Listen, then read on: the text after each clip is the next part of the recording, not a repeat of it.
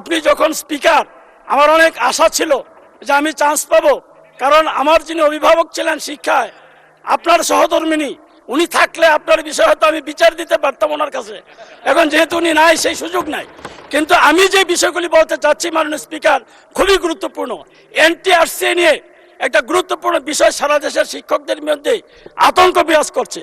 আরেকটি বিষয় হলো শিক্ষক কর্মচারী কল্যাণ ট্রাস্টের কমিটি দিচ্ছে না।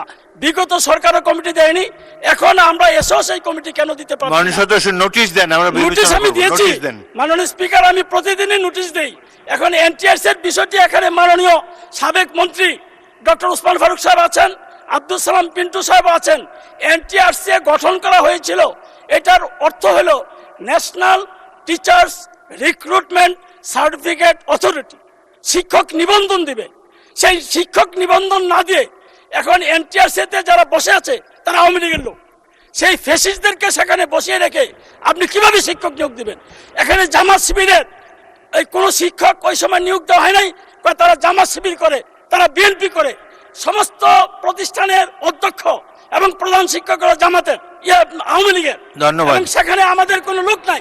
এই বিষয়ে কথা বলতে চাই। ধন্যবাদ মাননীয় সদস্য। আজকে আপনার সিরিয়াল ছিল অনেক দূরে, 14 নম্বরে না 52 নম্বরে ছিল আপনার সিরিয়াল। এটা আপনি চেষ্টা করেন ভবিষ্যতে তুলতে পারবেন।